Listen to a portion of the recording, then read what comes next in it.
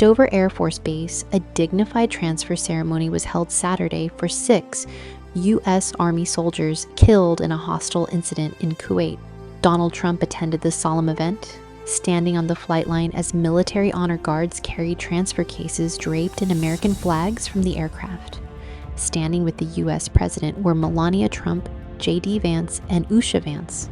Also present were Pete Hegseth and Dan Kane, along with other administration officials, members of Congress, and the families of the fallen service members.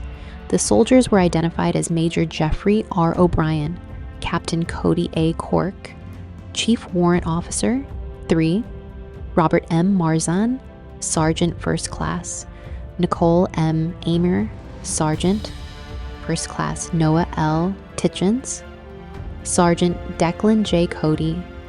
U.S. officials said the 6 soldiers were killed during a hostile incident at Port Shuaiba in Kuwait, where they were deployed as part of a support and logistics mission with the 103rd Sustainment Command.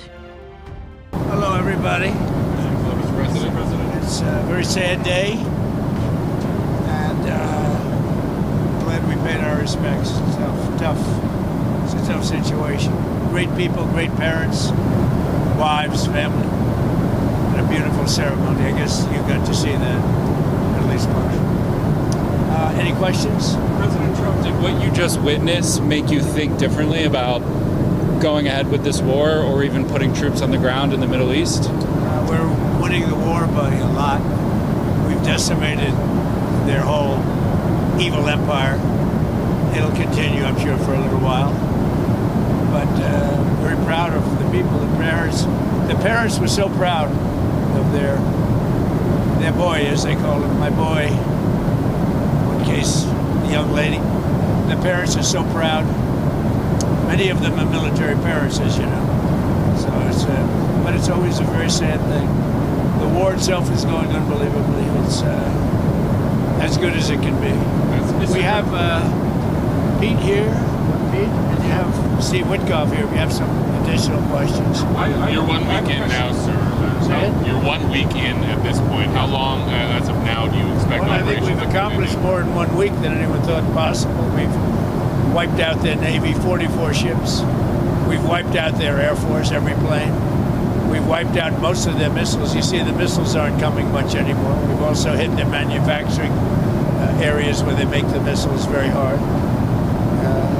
Their drone capacity is way down. And we've hurt them where it hurts. Including about every form of leadership you can have, we've wiped out. You still expect up to 6 weeks total? I don't know. I don't know. I never reject time, whatever it takes. But the military is almost non-existent, if you look. We could hit the military itself very hard, but maybe we will, maybe we won't. We haven't made that determination. What do you think about gas prices? Gas prices right now? Are you worried about gas prices right now? No, I'm not. This is a short excursion into something that should have been done for 47 years. 47 years it's taken to do this, and no president had the guts to do it. And you're going to end up coming back to Dover for more of these such dignified transfers. I'm sure I hate to do it, but it's a part of war, isn't it? Who are you with? The Washington Post. Would you say it's a part of war? The deaths are part of war, Yeah, it's part of war. It's a sad part of war. It's the bad part of war. Mr. President, did the United States bomb a girls' elementary school in southern Iran on the first day of the war and kill 175 people? In my opinion, based on what I've seen, that was done by Iran. Is that true, Mr. Hegseth? It was Iran who did that? We're certainly investigating. Still investigating. But the only side that targets civilians is Iran. We think it was done. We think it was done by Iran. Can you give us an idea? Because they're very inaccurate, as you know, with their munitions. They have no accuracy whatsoever. It was done by Iran. Can you give us an idea of what unconditional surrender looks like to you? I mean, what do you want from Iran? I said unconditional, not conditional. I said unconditional. It's where they cry uncle, or when they can't fight any longer, there's nobody around to cry uncle. That could happen too, because we've wiped out their leadership numerous times already. So it's if they surrender or if there is nobody around to surrender, but they're rendered useless in terms of military. Mr. President, can I ask you what Peter asked you a question yesterday? He said it wasn't the right time in that event, but he was asking whether you have indications of whether Russia is supporting Iran somehow in this. No, I haven't had that. I have had no indication of that whatsoever. If they are, they're not doing a very good job because Iran is not doing too well. What about the Strait of Hormuz? There's no traffic really going through it. Well, right now. that's the ship's choices, but we haven't cleaned out. We've wiped out their navy. The navy is now at the bottom of the sea, so that's the choice. This is an excursion. We figured oil prices would go up, which they will. They'll also come down. They'll come down very fast, and we will have gotten rid of a major cancer on the face of the earth. We will have taken out a cancer.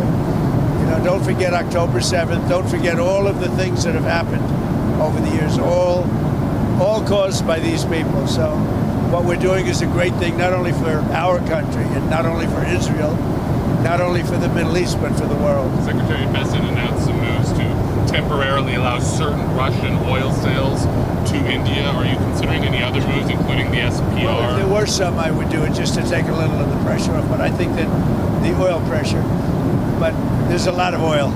We've got a lot of oil. Our country has a tremendous amount, and there's a lot of oil out there. That'll get healed very quickly. Would you consider using the SPR or tapping into the SPR at some point?